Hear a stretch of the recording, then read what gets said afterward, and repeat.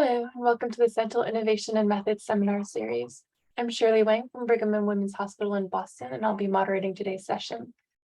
The U.S. Food and Drug Administration's Sentinel system helps to address questions related to the safety and effectiveness of marketed medical products.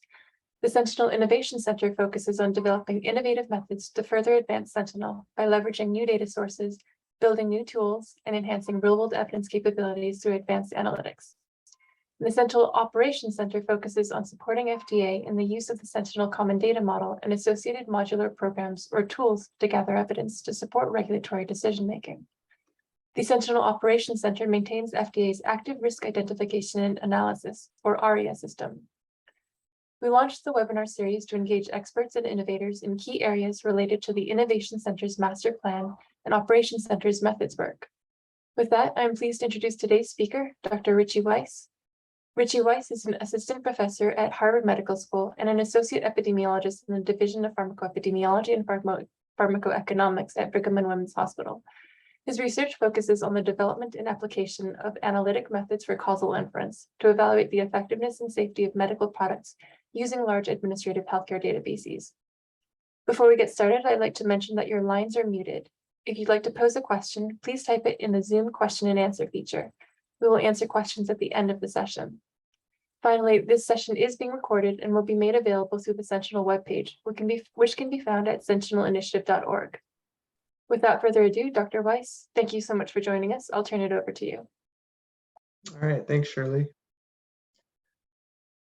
All right, so for this presentation, this presentation might be a little bit different than most Sentinel presentations that have been given in this series. And so the purpose of this presentation really comes from a manuscript that myself and some colleagues recently published in the journal Pharmacoepidemiology and Drug Safety, where in this manuscript is basically just a review paper where this was an ISPE-sponsored activity, the ISPE standing for the International Society of Pharmacoepidemiology, where we were interested in just giving an overview of the recent advances in high-dimensional proxy confounding control. In recent years, there's been this explosion of machine learning tools for causal inference, and some of these tools have been applied in clever ways to improve high-dimensional confounding control in real-world evidence studies specific to pharmacoepidemiology. And so the purpose of this review paper was just to kind of give a very high-level, broad overview tailored to an applied pharmacoepidemiology audience, outlining recent trends and areas for future research, remaining gaps in the literature in different areas. And Rishi Desai saw the paper and thought that this would be an interesting paper to discuss for this talk series. And so there aren't any results to present. I'm not going to go into detail of any specific method or tool. This will just basically be a high-level overview, surface-level overview of different areas that, for those who are interested, can then go to the relevant literature and look further into the specific topics. And so for this specific presentation, I haven't included the references. There are just too many references that I couldn't include them in a PowerPoint presentation. But all the references are in this manuscript that I have here. So if there is a specific area that you are interested in learning more about, I just refer you back to this review manuscript, and all the references and papers of the different ideas and topics that I talk about here. You can find the reference there. So just to give a little bit more of a background on what we mean by proxy confounder adjustment. And so this is a topic that has become pretty popular, or fairly influential in the pharmacoepidemiology literature over the last 10 years or so.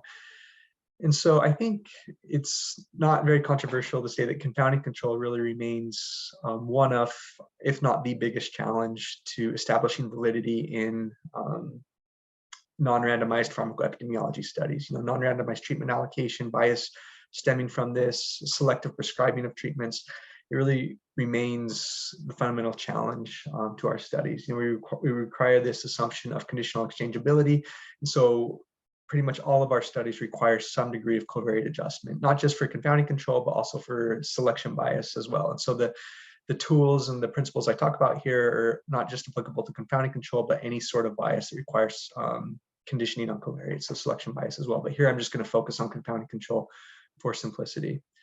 Standard tools to deal with confounding adjustment traditionally have relied, of course, on investigators to specify all factors that could confound the treatment outcome association. And this, of course, works well in many settings. There's obviously a lot of really high quality real world evidence studies published where this is the approach that's been taken. And it works well when there's very strong understanding of the treatments being studied in the clinical area.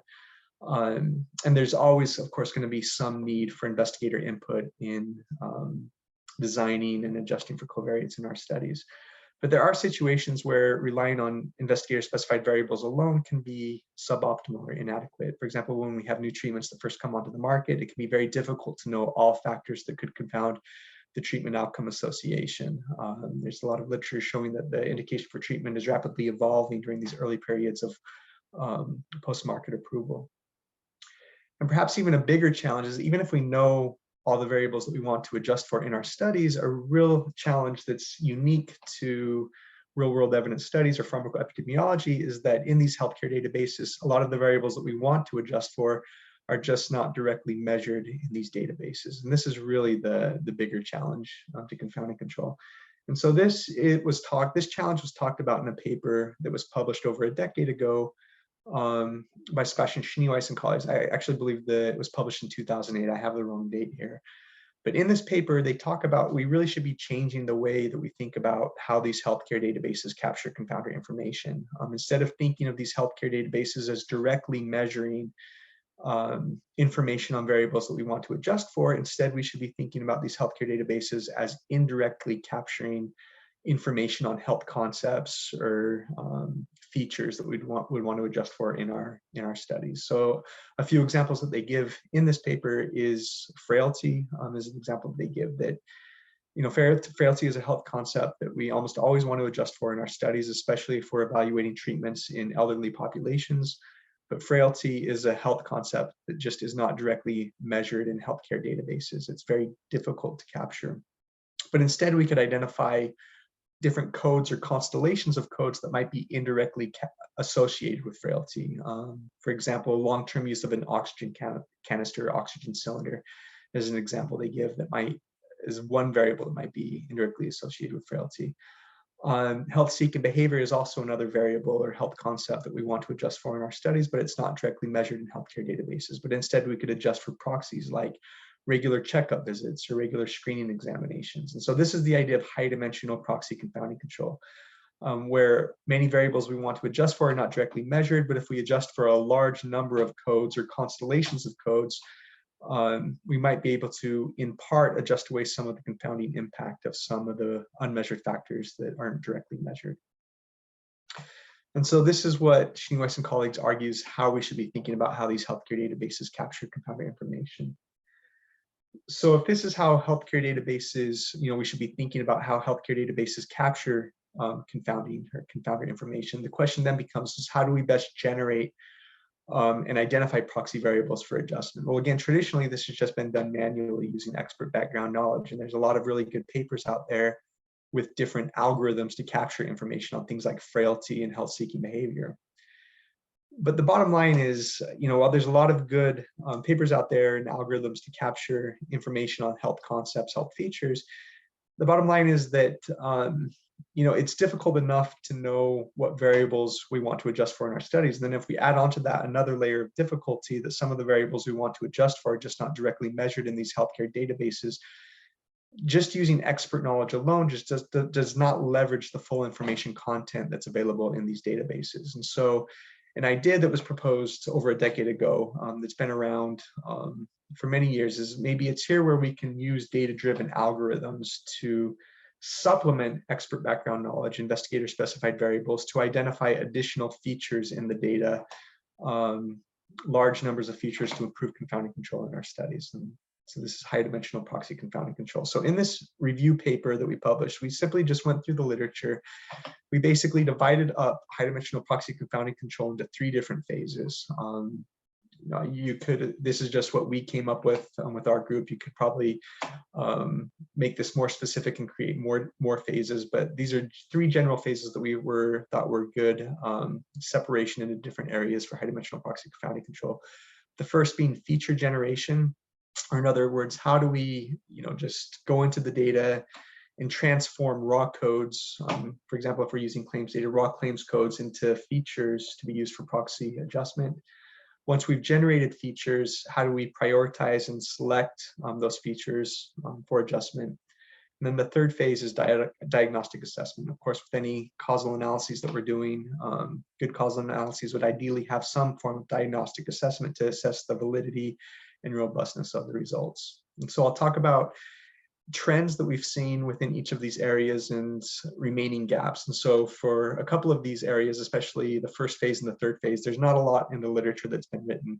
And so there'll be a lot of, there's a lot of remaining work to do here and a lot of unknowns. And so, but I think that it's an exciting areas where there's a lot of potential interesting papers that could be published in this space. So the first phase, feature generation. And so to begin here, I'll talk about, so this is the first challenge for proxy confounding adjustment, is determining how to leverage the information in these large healthcare databases to generate features that can be used for confounding control. Methods for feature generation have ranged from very simple approaches, the most simple approaches where we just create binary indicator variables for each of the codes in the database, and then we have the thousands of these binary indicators that we can then feed into confounder selection algorithms, to much more sophisticated approaches that first generate features based on health concepts. And so ways of doing this are to generate common data models. For example, this is what OMOP does, the OMOP common data model maintained by Odyssey as well as PCORNet, where they can use much more sophisticated approaches to generate features that are actually related to specific health concepts. And so this would actually be ideal. The challenge with this, though, is it's very intensive. It takes a lot of work, and it's not very flexible, and it's very specific to the specific coding system. It's not really independent of the coding system. And so what we've focused on here in this review is looking more at alternative strategies that use data-driven approaches that are really agnostic to the coding system, that can just go into raw data. It doesn't require a common data model format, where we can just apply data-driven analytics that look at empirical associations, longitudinal coding patterns in the data, and generate features based on that, that best capture confounder information. So the advantage here is that they can be more flexible since they can be independent of coding systems. The disadvantage, of course, though, is that it remains agnostic to the clinical meaning of the generated features. So with this approach to generating features for proxy confounding control, is we're just applying data-driven algorithms to generate features in a structured format, but the investigator remains agnostic to what the actual meaning of those features are. We don't care about if they correspond with any meaningful clinical concept. They just happen to be associated with treatment or outcome in some way that is capturing confounder information. And so that's the type of data-driven proxy confounding control that we're talking here about in this review.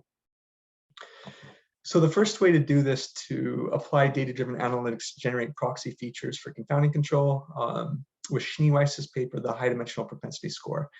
And so this has become a pretty influential paper. It has over 900 citations, but it's a very simple algorithm with a lot of limitations. And so what this algorithm does is it goes into claims data. It's really tailored to claims data, although in theory it could be applied to other structured data sets. But it's been applied and evaluated in claims data. And what it does is it evaluates diagnostic procedural claims codes, and for each code, it evaluates the intensity of the attribute, or the intensity of the code, by looking at the frequency of occurrence of specific codes during a defined pre-exposure covariate assessment period. And then depending on how frequently that code appears, it generates binary indicator variables labeled once, sporadic, or frequent, depending on the distribution of how frequently the code appears, relative to the frequency of the other codes in the database.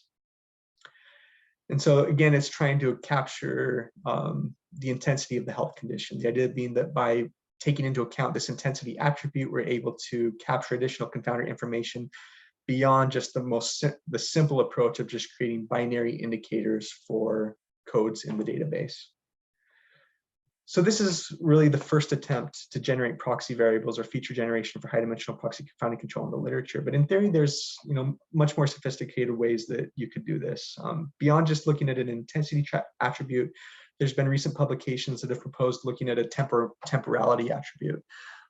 Jeremy Rassin, for example, his team at Etienne published, I'm not sure if the paper's published yet, but they had an abstract they published and presented at ISB a couple of years ago where they were proposing using neural networks to model a patient's full course of care by taking into account the temporality of code sequences. So not only the intensity attribute, but where in the temporality does that code occur, proximal to exposure, and as well as proximal to other codes that might appear. And so it can get very complicated very quickly. And so the use of neural networks to estimate this and how best to do this to generate features or to combine the feature generation into one step with estimating the propensity score is something that I know different groups are looking at right now.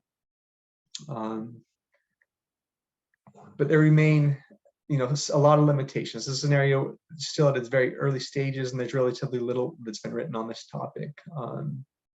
Another limitation is how best to utilize natural language processing to generate features from unstructured electronic healthcare data. So for high-dimensional proxy confounding control, a limitation of current approaches is that it requires data to be in a structured format. And so it's not leveraging, potentially much richer information that's available in unstructured free text notes. And so I know that there's a team here in our division right now that's looking at how can you apply natural language processing in a very scalable way to unstructured free text notes to generate very large numbers of structured features in a very automated, quick way where those features can then be used for high-dimensional proxy confounding control. And so there's a lot of work to be done here just at the very initial stages for feature generation. So this is, in my opinion, probably the biggest gap and where there's the most work to be done for high-dimensional confounding control is how to best generate features from healthcare databases to best capture confounding information.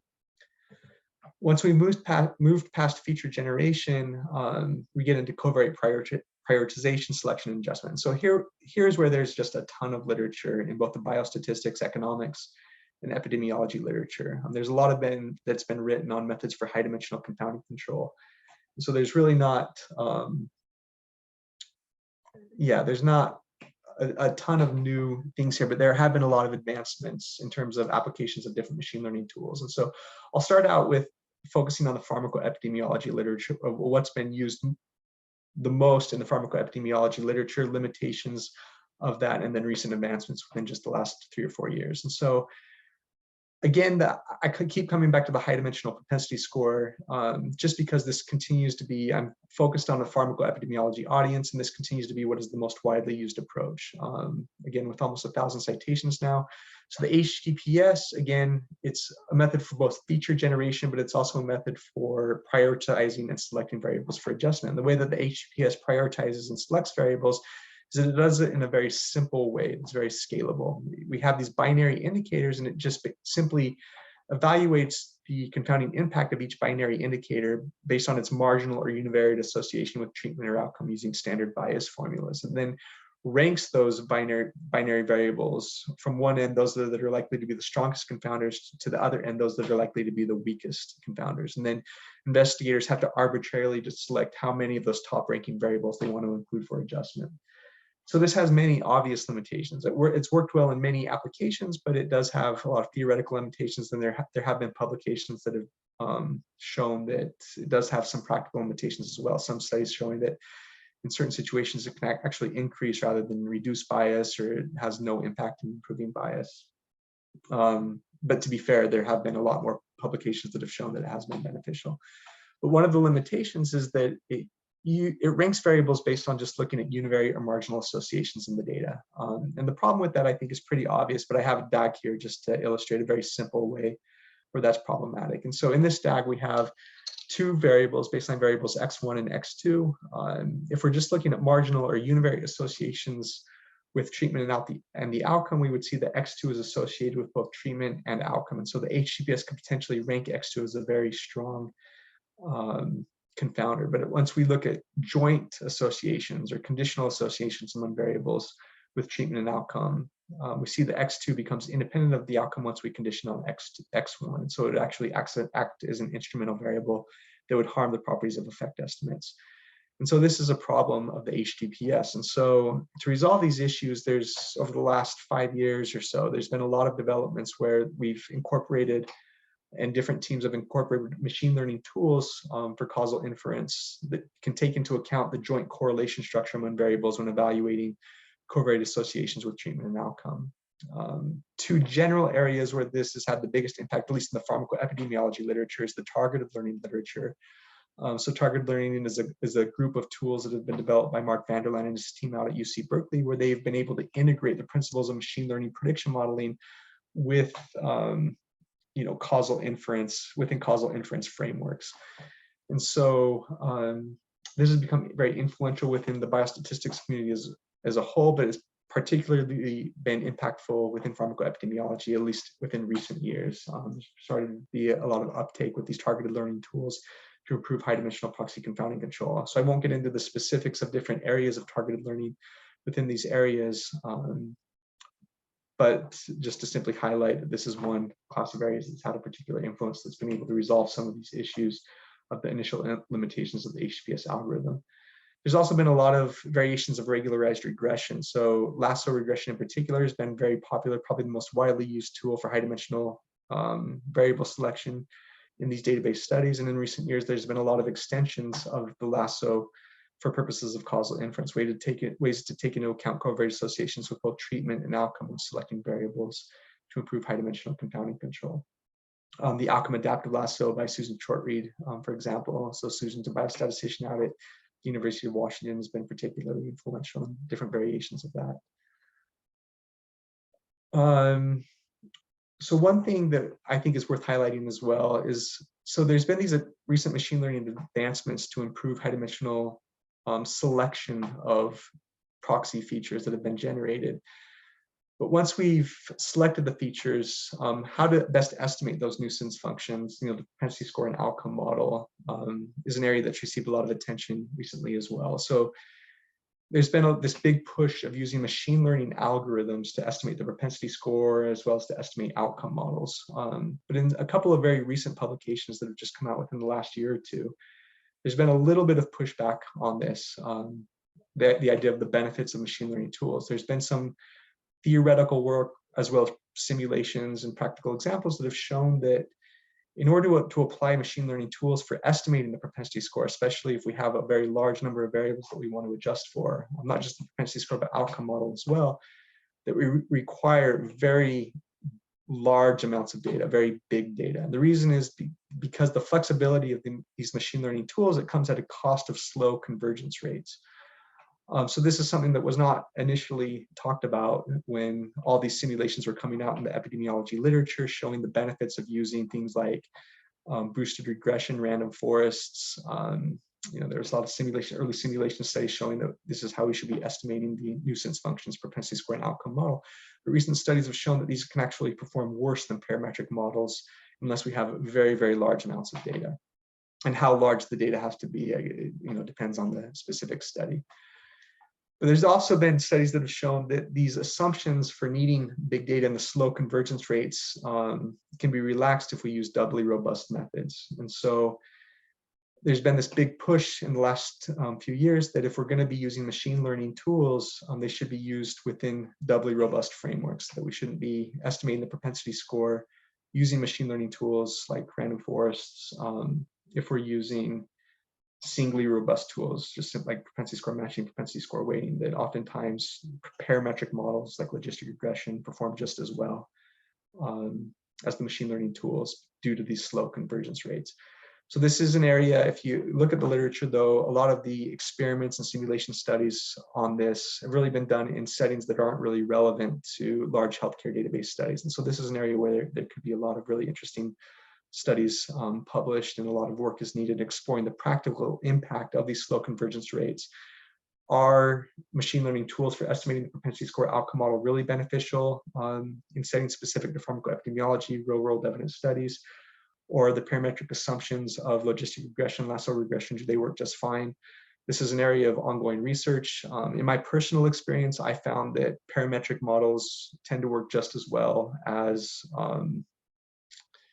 machine learning, more flexible machine learning tools in almost all practical settings that I've looked at. I haven't really seen practical examples where I've seen a meaningful benefit of estimating the propensity score using a very flexible tree-based approach like random forest or gradient boosting versus a lasso regression model in my own personal experience. But again, this is an area where there needs to be more work. And if there are examples where the more flexible tree-based approaches are beneficial, then they should certainly be published, because that would be good to know. So finally, just talk about the last phase of proxy confounder adjustment, diagnostic assessment. So this is another area where there's a lot of work that needs to be done. So for diagnostic assessment with machine learning tools are,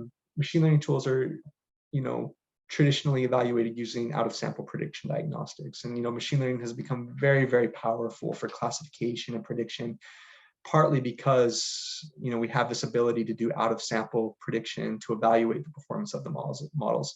With causal inference, it's much more challenging. The goal of causal inference is we're trying to reduce bias in the estimated treatment effect, which is not directly observable. So we have to have these indirect metrics or loss functions to determine how well are our machine learning tools doing for high-dimensional proxy confounding control in reducing bias in the effect estimate. And there's been a lot of publications now, I don't even think it's controversial anymore, that have shown that prediction diagnostics are not optimal for evaluating methods for causal inference. If we're trying to evaluate our causal inference models, our propensity score models, even our outcome models, using prediction diagnostics alone, this is going to result in suboptimal performance. There's both theoretical work by Mark Vanderland that has shown this, and you can show this very easily in simulation studies and even practical examples we've seen this be the case.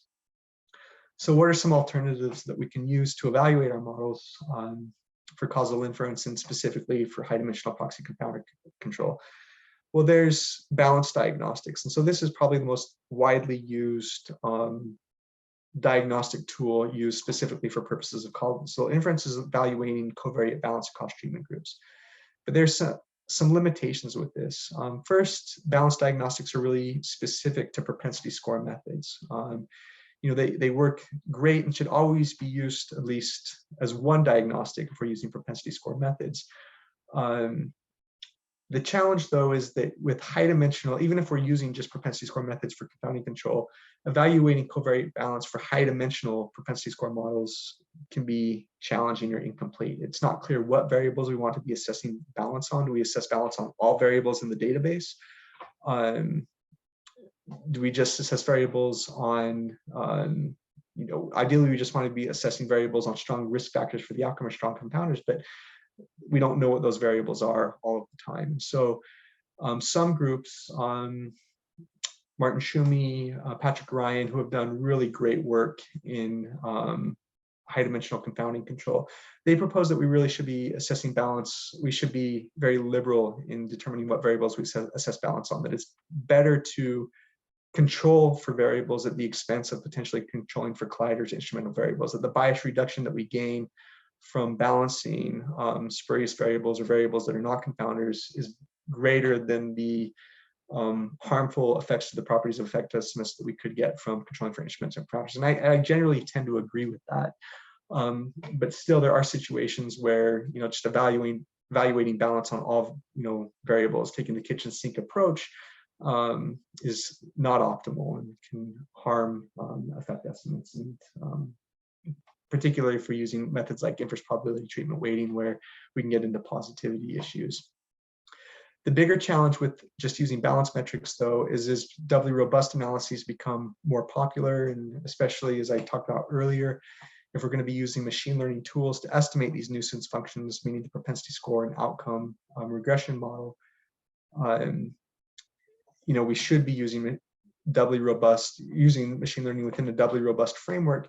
Balanced diagnostics really aren't applicable here. The goal of doubly robust frameworks isn't really to balance covariates across treatment groups. And so how do we have diagnostics to evaluate these more flexible, doubly robust analyses? Well, there's been this movement to look at what are called estimand diagnostics. And there's really two different classes or groups of these estimand diagnostics. The first is simulation-based approaches, where we simulate artificial or synthetic data in a way where we try to reflect as best we can the complexity of the actual study at hand. And then there's real positive and negative controls, which is an idea that's been around for decades, since epidemiology has been around. But in recent years, there's been a lot of variations of use of negative and positive controls, different frameworks that I think are really clever. And so this is starting to make a comeback, and the use of negative positive controls is really starting to gain traction. But first, to just talk about simulation-based approaches. So this is an area of research that I'm personally very interested in, is with these estimand diagnostics, and when good negative or positive controls maybe aren't available, what are we left with? Well, maybe we can use simulation to help tailor our analytic choices to the study at hand. And so this is also starting to gain a little bit of traction in recent years. And there's been several publications, dozens of publications, some from very prominent researchers. Susan Athey, for example, famous economist out of Stanford, is published in this space. Mark Vanderland and his team have their own way of doing this, but I think a general or common element of the simulation-based approaches is that a lot of them use what's called the parametric bootstrap, where we bootstrap the observed covariates from our actual study at hand, but then use those observed covariates to then simulate treatment outcome using known functional relationships, so that we know what the truth is, but then the complexity of the joint correlation structure in the data remains similar to what we would actually have in our actual study at hand, at least with the measured covariates. So in this, of course, we can't simulate the unmeasured confounding in the data, but at least to some extent we can replicate the complexity of the observed measured confounding structure in the data. And there's been a lot of studies that have shown that if we can use this, these synthetic data sets, it can help to tailor analytic choices. We can observe how robust these data adaptive algorithms are within the synthetic data to help, evaluate robustness and tailor analytic choices. Susan Athey has criticized the use of the parametric bootstrap and has proposed her own way of using neural networks, what's called Wasserstein generative adversarial networks, which has become a very powerful tool for prediction modeling and generating synthetic data sets. And so she proposes to use this as a way to generate synthetic data for tailoring model choices to the study at hand. The problem here is it's really unclear how scalable this approach is to settings specific to very large healthcare database studies, and specifically to high-dimensional proxy confounding control. And so there's work to be done there. While there's a lot of excitement and a lot of papers that have been published using different variations of frameworks for these simulation-based approaches for model validation, there's still limitations and criticism. It can be very difficult to mimic the observed data structure, even for the measured correlation structure in the data. And even if we do a good job of mimicking the observed data structure, some authors have criticized that it can be prone to favoring or biased to favoring model choices that were made when simulating the data structure. And this is true. And so when using simulation-based approaches to generate synthetic data for model validation, researchers have to be careful. But even with these limitations, there's still evidence showing that using simulation-based approaches is more robust than just using the same causal inference method without using any tailoring at all. But because of these limitations, there's then this movement to use negative and positive controls. And like I mentioned earlier, this is the one that's really probably gaining the most in popularity. The challenge, of course, here is it's very difficult to identify good controls where there's a known causal effect, but also where the negative or positive control has a similar confounding structure to the actual study at hand. Because of this, there's been some different frameworks that are proposed to relax these assumptions. Again, the Odyssey group, led by Martin Schumer, Patrick Ryan and their team, have proposed a way of, instead of just choosing one negative or positive control, they propose choosing many negative controls, to form a distribution of evaluating the causal inference method over, and create a distribution of bias based on the negative and positive control. The idea being that if you just choose any single negative control or positive control, the confounding structure is unlikely to be a realistic approximation to the observed confounding structure of the actual study. But by getting several on average, we can get a bias distribution that would be similar to what we would see if we were to conduct the study many times. Other really great work by Eric Chechen and colleagues of his, Shushi, who's at the University of Michigan. They developed frameworks of using negative controls and positive controls where they can relax the assumptions, where the confounding structure doesn't have to be the exact same as the actual study at hand, but there just has to be some sort of a proportionality relationship there, which is a weaker assumption than what's typically used with negative positive controls. Again, I don't have the references listed here, but I refer you back to our review paper, which you can find all the references there to look more into their publications to learn more about their work on the use of negative and positive controls for model validation and causal inference. So I'll pretty much sum up here. So I think in conclusion, after doing this project, this review paper, we found that there's really this growing body of evidence showing that the extension of high-dimensional proxy confounding control with machine learning algorithms, it really does improve covariate adjustment in general compared to using expert background knowledge alone. Of course, there's examples in the literature where there are some exceptions to this. Peter Austin, for example, has shown in papers where he tried machine learning extensions for high-dimensional confounding controls to perform no better than using investigator-specified variables alone. So there are, of course, exceptions, but as a whole, with hundreds of papers that have been published, I think there's a lot more evidence showing that supplementing expert background knowledge with machine learning or data-driven tools for high-dimensional confounding control, we can often identify additional confounder information in the data beyond just expert knowledge. If we divide up high-dimensional confounding control into these three areas of feature generation, covariate prioritization, selection and adjustment, and the diagnostic assessment, we found that there's a very large literature on methods for confounder selection, prioritization, and selection, but then there's this sparsity, or there's a lack of information and work on best practices for feature generation as well as diagnostic assessment. So I think these are very exciting areas that could have a meaningful contribution to improving confounding control in healthcare database studies, and hopefully we'll see good work coming out. I know that there's really good groups working on these areas right now, and hopefully we'll see some publications coming out in the near future.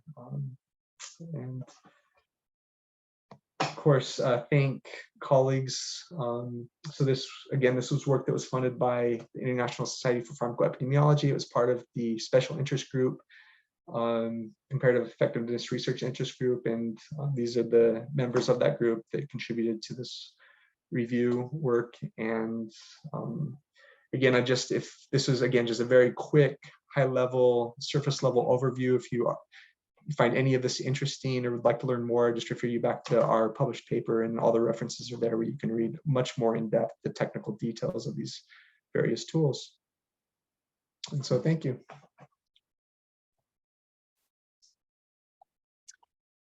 Richie, thank you for this really terrific presentation. We'll now open the question and answer portion of the webinar. As a reminder, your lines are muted, so to ask a question, please type it in the Zoom question and answer feature. I don't see any questions yet, so I'll ask a quick one of my own. So with respect to feature generation with EHR data in particular, this is sort of a question about lumping versus splitting. What are your thoughts on the merits of adjusting for ultra high dimensional individual codes or extracted snippets that's purely data driven without any meaning as a proxy versus doing more data driven mappings of combination of related codes or phenotypes stacked as proxy? For example, mapping to a specific ontology like SNOMED or MEDRA or something like that.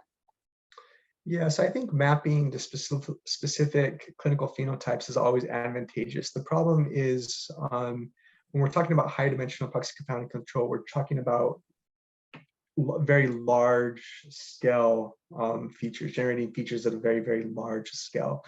And I don't know if, mapping to specific clinical phenotypes with unstructured data using NLP to leverage, the full information in the unstructured EHR is really scalable. And so I know Josh Lin and his team right now are looking at ways of using unsupervised natural language processing to generate very large numbers of structured features from unstructured free text notes in a very scalable way that doesn't map the codes to a specific clinical phenotypes, but just is trying to generate structured features from the unstructured EHR text in a way where we can then feed the structured features into machine learning algorithms for covariate prioritization and selection.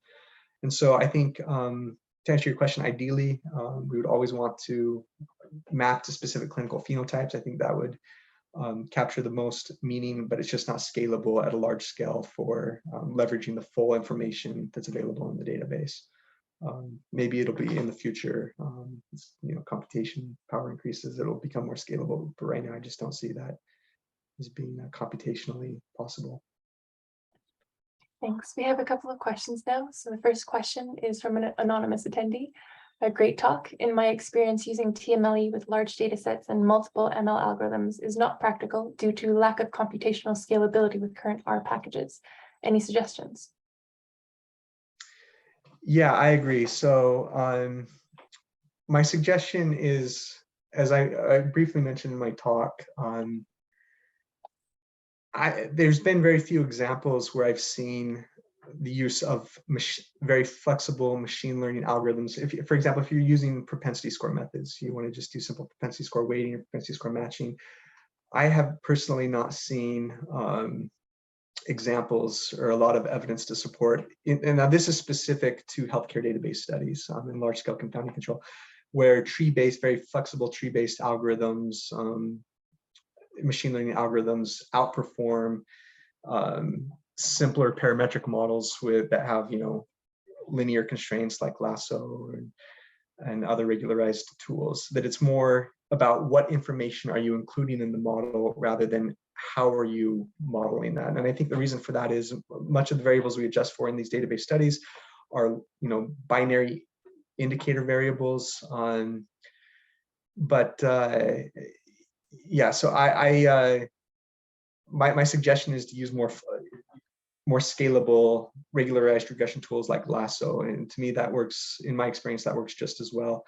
If you're dead set on using flexible machine learning tools for estimating your nuisance functions, I found that gradient boosting, just reducing the tools that you're using, extreme gradient boosting is very fast. So that's one that's very flexible and very fast. So maybe looking at that as an approach that runs much faster than random forest in my experience. And it's also very, very flexible and does a very nice job. And so that's maybe one suggestion to looking at, just if you're stuck on using machine learning tools for estimating the propensity score. Thanks. There's another question from another anonymous attendee regarding the methods on slide 21. Can you elaborate on their utility for preventing, accounting for, or diagnosing bias that arises when the kitchen sink approach may include colliders or mediators that may not need to be accounted for? Yeah, so that's always a challenge with high-dimensional confounding control, and that's what these machine learning extensions have tried to do. The targeted learning tools, the extensions of the lasso, like the outcome adaptive lasso, and to try to model the full correlation structure, to take into account the joint correlation structure among variables to reduce the impact of adjusting for instruments or colliders. The bottom line, though, is that can never be completely eliminated. When we're doing high-dimensional confounding control, there's always the risk that we're going to be adjusting for some instruments, some colliders. I think the bottom line, though, is, and I think there's literature out there supporting this, though, that the gains that we get from adjusting for more variables, the reduction in confounding bias is greater than the harms that we get from adjusting for instruments and colliders. And so it's better to err on the side of inclusion rather than exclusion at the fear of adjusting for instruments and colliders. And there's a few papers in the literature. If you email, I'm happy to send you those references. We might have included them in I think we did include them in our review paper, but so my answer to that would just be that's always a risk and a concern, but I think the gains from adjusting for more variables outweigh those risks. Okay, we have another question here. For the covariate to treatment ratio and estimating HDPS, the traditional rule of thumb is 1 to 10. It seems like this can be relaxed to 1 to 5. I wonder how this will work out when using machine learning methods. Yeah, so I'm not personally, this is just my personal opinion, I'm not a big fan of those general rules of 10 to 1, 1 to 5. I found that it really depends on the setting. So I don't adhere to a specific covariate to prevalence of treatment ratio when fitting the model. I think that's why the phase 3 diagnostic assessment is so important, to have a data adaptive way to evaluate the performance of the proposed tools, because it's going to be different for each setting.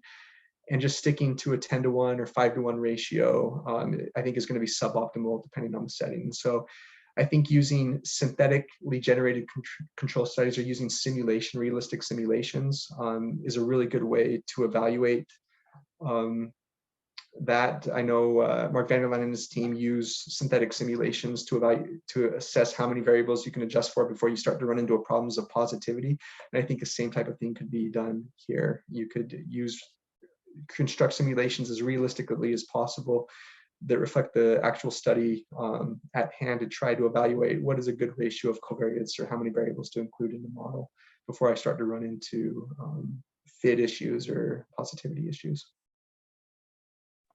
There's another rather broad question. One issue with causal methods and big EHR data is, despite having several observations, loss to follow-up and missing data make it difficult to condition on certain treatment paradigms. How may we work around this limitation? So that's a great question, and one that I don't have a good answer to. So the missing data is something that we, at this point, is just mostly ignored in the high-dimensional confounding control literature. It's been ignored by our group, but also by other groups as well that work in this space. Again, this would fall into the area of, yes, when we start to ignore the missing data differential missingness, and you can actually harm the properties of effect estimates. The assumption up to this point has been, yeah, perhaps, but the gains that we get are better than the harms that are caused by ignoring this. If there's, all I can say is that this is an area for future work as well, how to best handle missing data, especially with EHR data, continuity of follow-up and things like that, and missing information, how to best deal with that through high-dimensional confounding control is an area that needs to be addressed.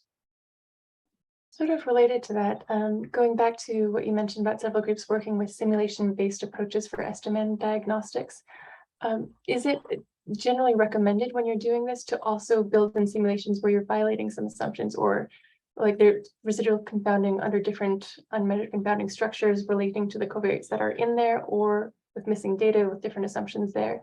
Is that generally part of it, or is it left out completely in the assessment? Yeah, I think that ideally would be part of it as well. So that would be getting closer into more of like quantitative bias analyses that Dr. Lash has made big contributions to, Tim Lash. And so combining quantitative bias analyses with these realistic simulations, building that into the framework as well would be ideal.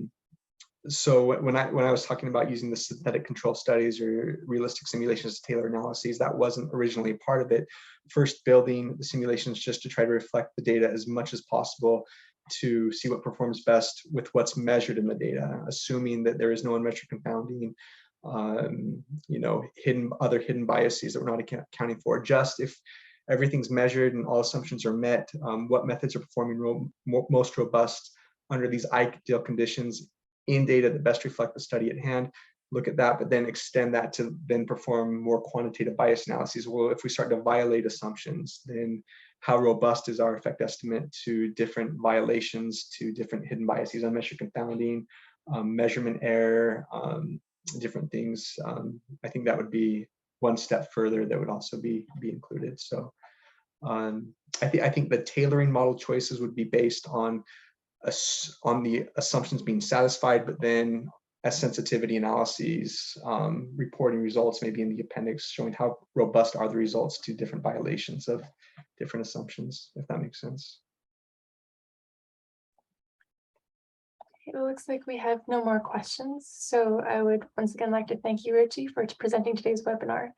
As a reminder, this session has been recorded and will be made available through the Sentinel webpage. You can also find details and registration links for future Innovation Center and Methods seminars on the website, sentinelinitiative.org. So this concludes our session, and we hope to see you again next time. Thank you.